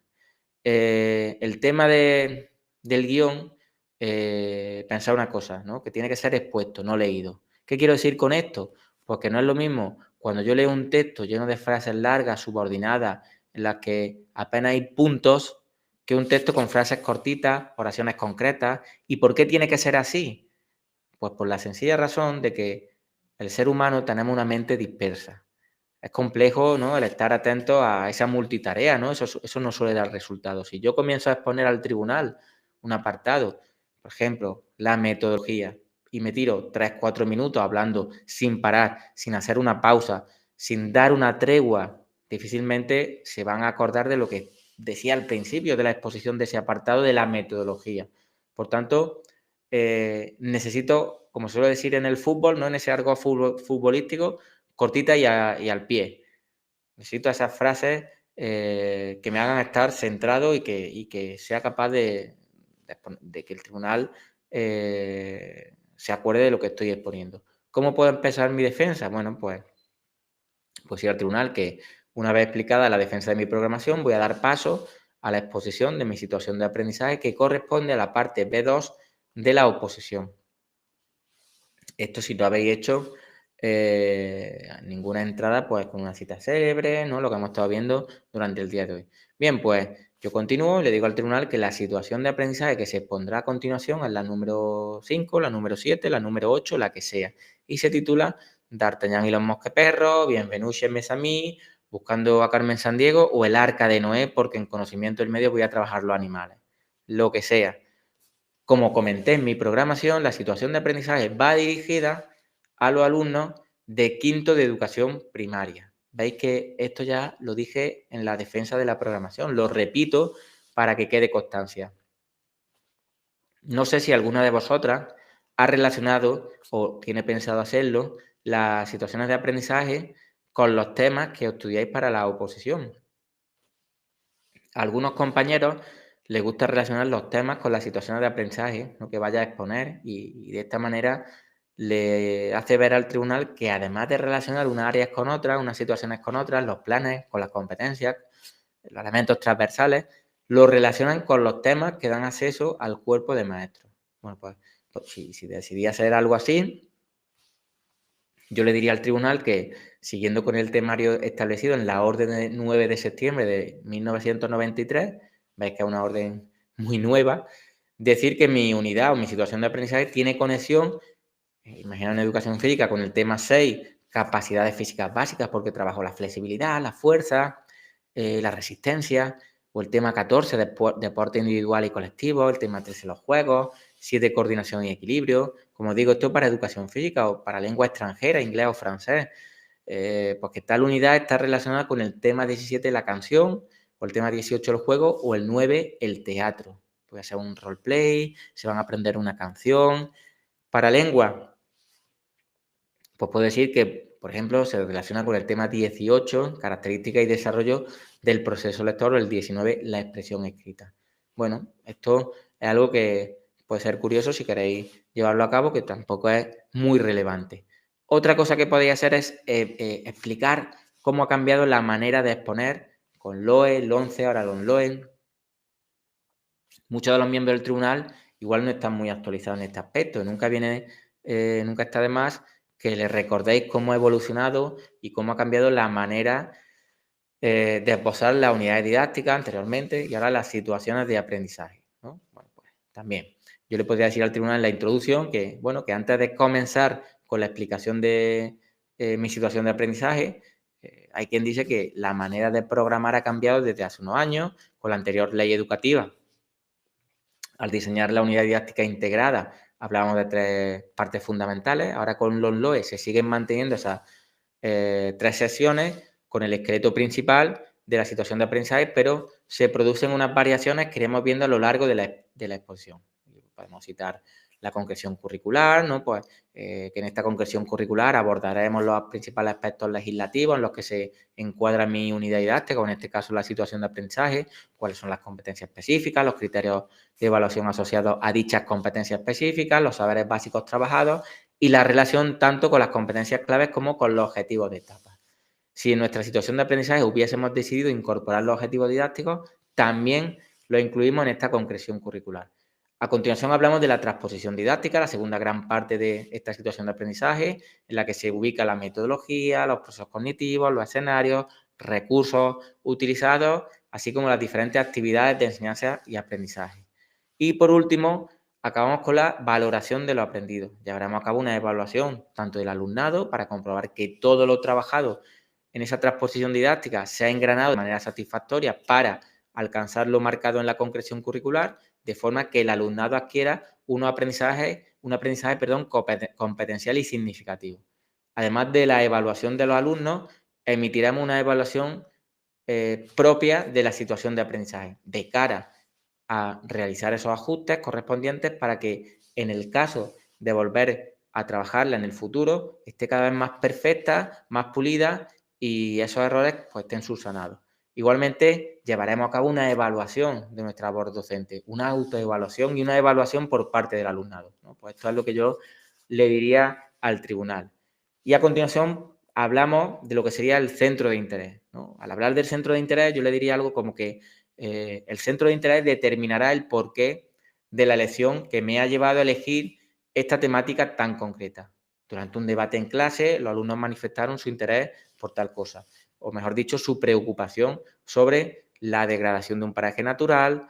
Cada día al venir al colegio, muchos de ellos pasaban por ahí y veían esa gran cantidad de basura, esa dejadez de la zona, y bueno, comentaron que de seguir así, que no podrían ir a jugar con sus amigos, con sus familiares, o no podrían ir a hacer un picnic, y eso les preocupaba mucho. Ese fue el clic, el detonante que me llevó a diseñar esta situación de aprendizaje.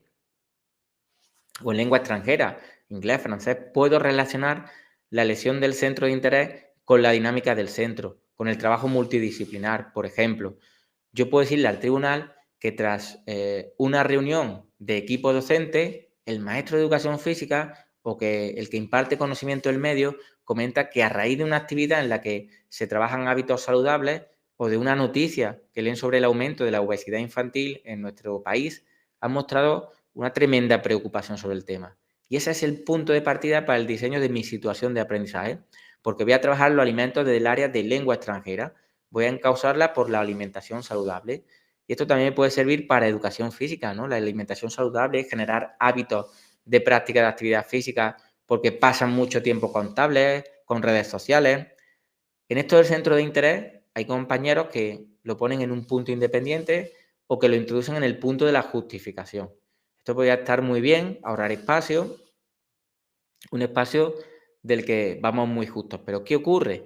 Que si en los criterios de valoración el tribunal, uno de los ítems, si se hace referencia al centro de interés, pues yo lo colocaría en un punto independiente para que no haya lugar a dudas. Que no tengo más remedio que poner la justificación, pues sí que le remarco en un par de ocasiones al tribunal que ese es mi centro de interés, ¿vale? Bien, respecto a la justificación, cuando hablamos en el curso del tema de los objetivos de la situación de aprendizaje, decíamos que ahora los objetivos, por así decirlo, pues eran las competencias específicas, pero si nosotros queremos poner unos objetivos propios de nuestra unidad, de nuestra situación de aprendizaje, para completar esos que de manera general nos establece la legislación, podemos ponerlos sin problema, de una manera más o menos encubierta en la justificación. No quiere decir que esté mal el poner nuestros objetivos en la situación de aprendizaje, porque se puede, valga la redundancia, justificar ante el tribunal diciendo que son unos objetivos más concretos y que complementan, que ayudan a alcanzar los criterios de evaluación. El caso es que si los ponemos aparte y también ponemos una justificación de la situación de aprendizaje, podemos perder mucho espacio. Por eso yo los pongo en la justificación.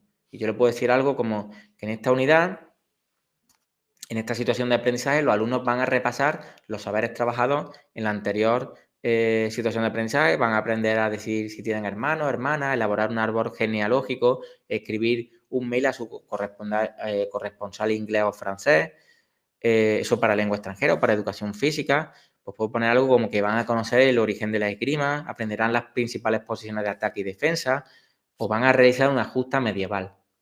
¿De qué otra forma podemos plantear la justificación?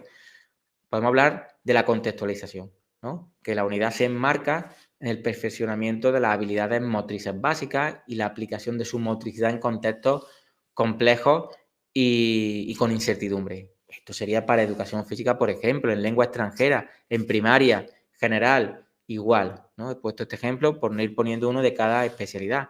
No sé, en lengua podríamos decir que se enmarca el conocimiento y desarrollo de la poesía, de la entrevista, de los elementos de comunicación. Podemos enfocarlo también, esa justificación, desde el punto de vista de las experiencias previas, ¿no? El alumno ha trabajado tal y tal cosa en cursos anteriores o en X situación de aprendizaje anterior. Además, le servirá de base para trabajar posteriores situaciones de aprendizaje. Es una manera de relacionar en la justificación unas situaciones de aprendizaje con otras. Esa interdisciplinaridad de la que si no habláis en el apartado de relación con, pues podéis hacerlo aquí. Hablar de los centros de interés de los alumnos. Aquí podremos hacer referencia a esas líneas generales de actuación pedagógica, si por algún casual se relaciona con la temática de la situación de aprendizaje, el ahorro energético, lo que sea, ¿no? El acoso escolar, ya un poco, si casa bien esa línea general de actuación pedagógica, pues puede encuadrar en esta justificación. El entorno, la vida cotidiana. Si lo trabajado en la situación de aprendizaje se puede extrapolar al día a día, ese tercer tiempo pedagógico, fuera del centro escolar, fuera del horario lectivo, también tendría cabida en esta justificación. Y por último, los retos del siglo XXI. Si no tenemos un apartado destinado a esa relación del objetivo de desarrollo sostenible, de los retos del siglo XXI, se puede plantear en la justificación. ¿De acuerdo? Bien, tenemos la justificación, tenemos esa introducción y a continuación hacemos la temporalización. Aquí tampoco hay que pararse mucho, número de sesiones, número de alumnos, trimestre o mes en el que se va a desarrollar de tal a tal fecha, que ya elegís vosotras lo que más os interese. Incluso podéis referir que esa unidad, esa situación de aprendizaje, la elegís en ese mes y no en otro, pues por temas de frío, calor, ¿no? Inclemencia meteorológica, porque es la celebración de tal salida escolar, tal efeméride, y queréis aprovechar para trabajar esos saberes, esos contenidos. Entonces yo podría decirle al tribunal algo parecido a que, bueno, yo voy a hablar de la temporalización, a continuación hablaré de la temporalización, esta unidad, esta situación de aprendizaje se va a desarrollar durante el mes de septiembre, diciembre, febrero, el que sea, y que tendrá 8 días, 4 sesiones, y vamos a trabajar con 24 alumnos, que la mayoría sigue el ritmo habitual de clase, pero hay dos que tienen una necesidad específica de apoyo educativo, uno de origen marroquí, una hipoacúsica leve, de los cuales hablaré en el apartado relativo a la atención a la diversidad. ¿De acuerdo? Bien, antes de hablar del primer gran punto de la exposición de la situación de aprendizaje, que sería, perdón, la concreción curricular, como os decía antes, vamos a ver cuál es el producto final. Esa tarea final, por hacer la analogía con las unidades didácticas integradas que la LOMCE nos plantea. Este producto final lo podemos lanzar como un reto a través de una cuestión.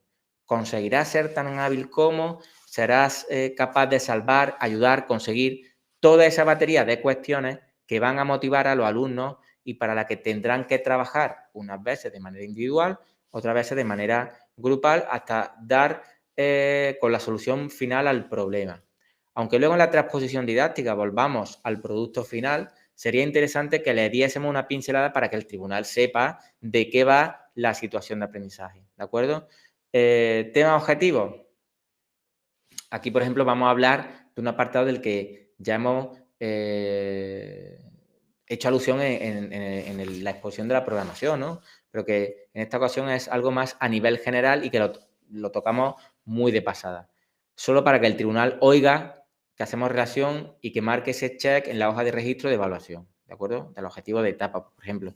Yo le diría al tribunal que, si recuerdan, ya hablamos durante la exposición de la programación de esas finalidades educativas, de esos objetivos de etapa, y que, siguiendo con la jerarquización vertical, se guarda una relación con todos los objetivos de etapa, especialmente el F, aprender, perdón, una lengua extranjera, tal, ¿no? Para inglés o francés, o el K, conocer y valorar nuestro propio cuerpo, el de los demás para educación física. Algo de lo que hablamos en su momento en clase fue esa Agenda 2030, de esos objetivos de desarrollo sostenible, que es algo que yo recomiendo introducir, tanto en la programación como en las situaciones de aprendizaje. He preguntado a las personas que sacaron plaza en la anterior convocatoria de estabilización y me han dicho que en el curso de funcionarios en práctica que han estado haciendo, le daban mucha caña con esas nociones para trabajar los objetivos de desarrollo sostenible. Además, si trabajáis de tutora o impartís alguna asignatura de perfil bilingüe, yo en mi caso en ciencias naturales, conocimiento del medio, pues en todos los finales de tema hay un apartado que hace alusión a estos objetivos de desarrollo sostenible y nos plantea una serie de actividades. Por tanto, echarle un ojo a lo que dejé en la plataforma y podéis relacionar pues con el objetivo de desarrollo sostenible o los objetivos de desarrollo sostenible que más relación guarden en esa situación de aprendizaje. Entonces, yo le diría al tribunal que, bueno, que el Real Decreto 157, en su preámbulo, hace referencia a cómo los aprendizajes que adquieran nuestros alumnos deben de guardar relación con los retos del siglo XXI. Retos que no tienen otra finalidad que la de fomentar la ciudadanía activa. Y esos retos van de la mano de la Agenda 2030, con esos objetivos de desarrollo sostenible, y para esta situación de aprendizaje, en concreto, los objetivos de desarrollo sostenible que más relación guardan son, y a decir los que queráis, ¿no? Uno que va a dar mucho juego y es muy fácil de enlazar es el 5, que habla de esa igualdad entre hombres y mujeres, ¿de acuerdo? Bien, tras esto pasamos a abordar la primera parte de la situación de aprendizaje, la concreción curricular. En esta concreción curricular hemos de hacer referencia a todos los aspectos más formales, a todos los aspectos curriculares como el propio nombre indica. Entonces le explico al tribunal los elementos de los que se compone este apartado de la concreción curricular. Yo le explicaría algo como: en la concreción curricular partimos de las competencias específicas. Podríamos decir que estas competencias específicas son los objetivos de las diferentes áreas que componen el currículo educativo. Y el fin de la situación de aprendizaje es que los alumnos adquieran estas competencias específicas, y que contribuye, por tanto, a la adquisición del perfil de salida que se conseguirá una vez acabada la etapa educativa básica. De todas las diferentes competencias específicas que he seleccionado para esta situación de aprendizaje, y a modo de ejemplo citaré tal, y ya ponéis alguna de ejemplo de las que tenéis esbozadas en vuestra situación de aprendizaje. Como dije, lo ideal es que pongáis una o dos que se repitan en todas las situaciones de aprendizaje y que el resto vaya cambiando. De esa manera vais a optimizar mucho la preparación de la exposición.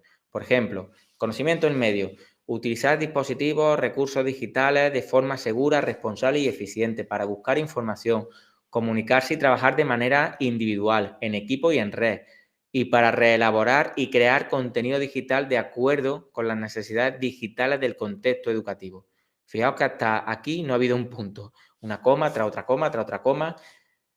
Esta competencia específica se conecta con los siguientes descriptores del perfil de salida, y a decir, un par de ellos, CCL3, 2, STEM 4, lo que sea.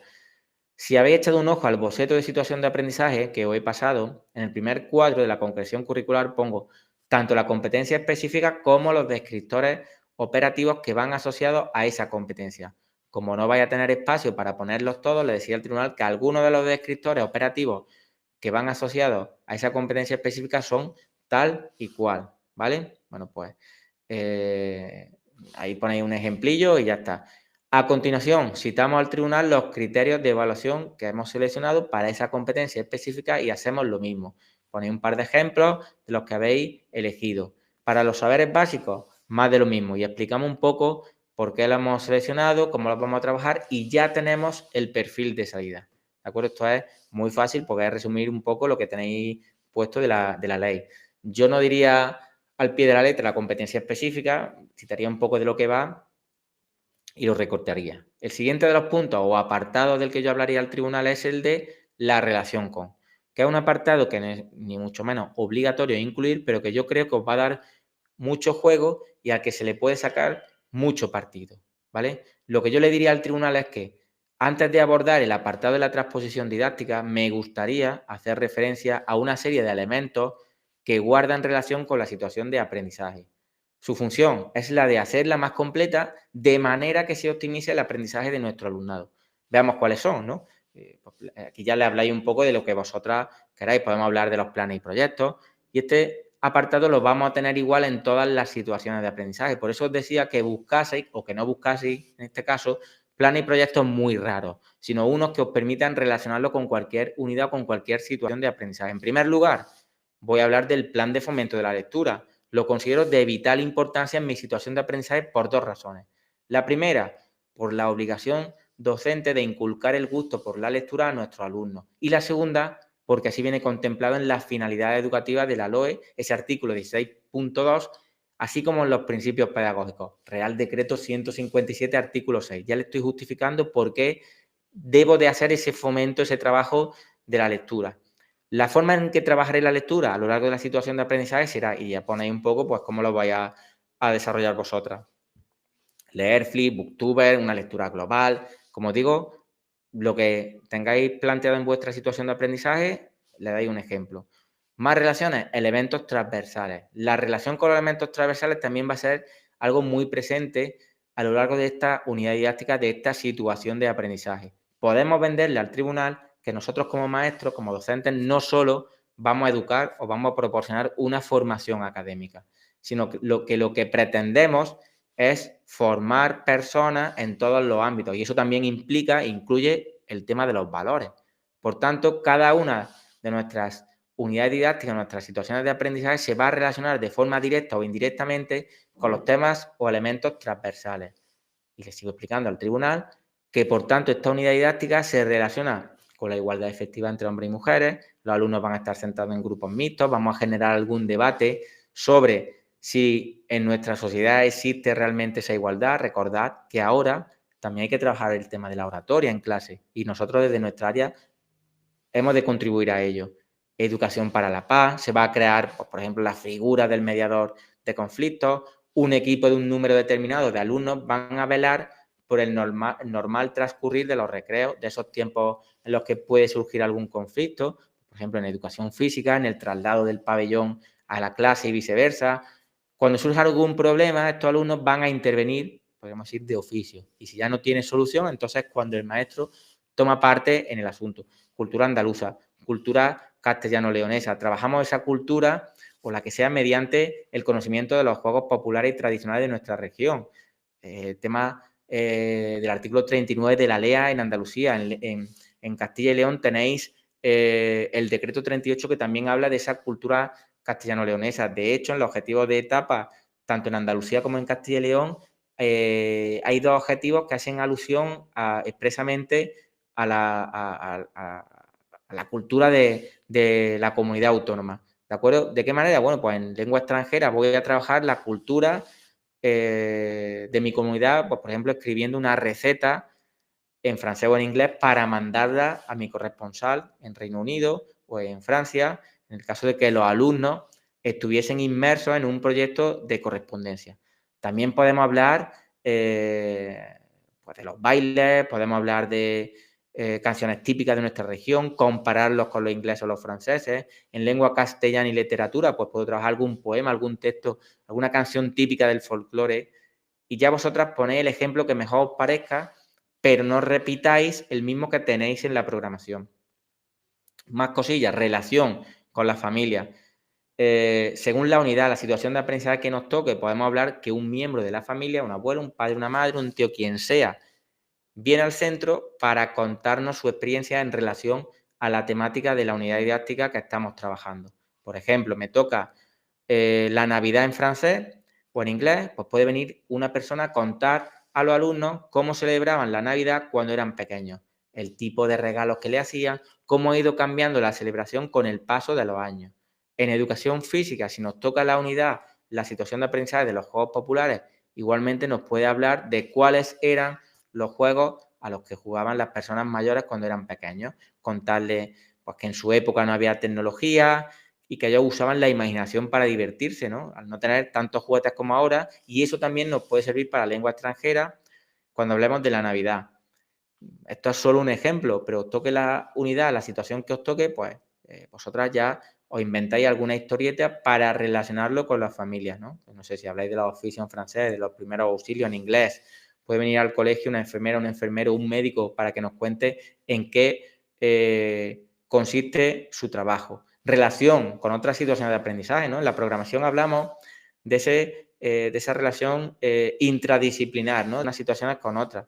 Bueno, pues yo le podía decir al tribunal que en educación física voy a relacionar mi situación de aprendizaje de juego y deporte alternativo con una de baloncesto, porque voy a trabajar los pases y recesiones, los lanzamientos y recesiones, los lanzamientos a canasta, el baloncorf, que es un deporte que está muy relacionado con el baloncesto. También voy a relacionar la de juegos populares con una de balonmano, porque en el juego del quema, de matar, no sé cómo lo llamáis en vuestra zona, se realizan lanzamientos y recesiones muy similares al balonmano. En lengua extranjera voy a relacionar mi unidad de alimentos con la Navidad porque vamos a ver los menús típicos de Navidad, la de las estaciones y los meses del año con una donde se trabaje el tiempo atmosférico porque voy a ver cómo evolucionan las temperaturas a lo largo del año o el tiempo que hacen las diferentes estaciones. En lengua castellana y literatura, alguna situación de aprendizaje en la que trabaje los adjetivos, los demostrativos o posesivos, con una en la que se haga una descripción. La relación con otras áreas, más de lo mismo. Igual que con las situaciones de aprendizaje, ahora relaciono un trabajo globalizado, ¿no? Yo le recordaría al tribunal que a la hora de diseñar una situación de aprendizaje hay que buscar ese enfoque globalizado en el que una y otra áreas se relacionen. Y ya, pues pongo ejemplos concretos. Con la unidad de la Navidad en lengua extranjera, pues les puedo decir que la relaciono con una de artística, en especial música, porque van a aprender un villancico. Con lengua, porque van a redactar un Christmas para felicitar la Navidad a los compañeros. Incluso podéis hacer un concurso de Christmas. En educación física, si hago algo de expresión corporal, artística, porque van a elaborar su material. Si planteamos una actividad de orientación, una gincana en un parque, pues lo relaciono con el área de conocimiento del medio o con el área de naturales o de sociales. ¿De acuerdo? Bueno, pues esto por aquí, que es donde tenía planteado dejarlo hoy. Sabéis que siempre os dejo estos minutillos para dudas.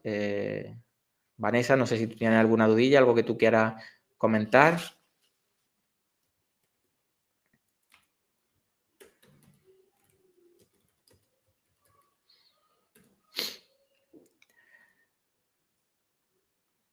Si no, pues te dejo descansar y el resto cuando veáis el vídeo, pues si tenéis alguna duda o surge alguna cosilla, me escribís y lo vemos.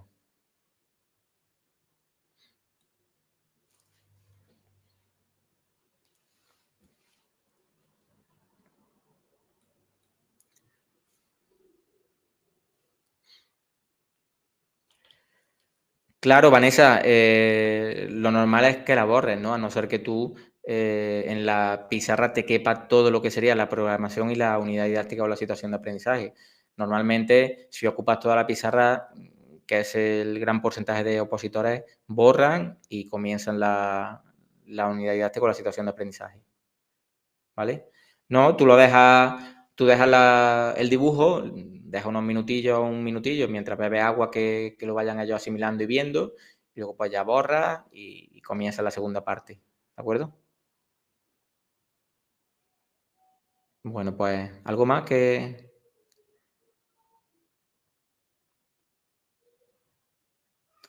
Bueno, pues nada, chicos, chicas, nos vemos la semana que viene.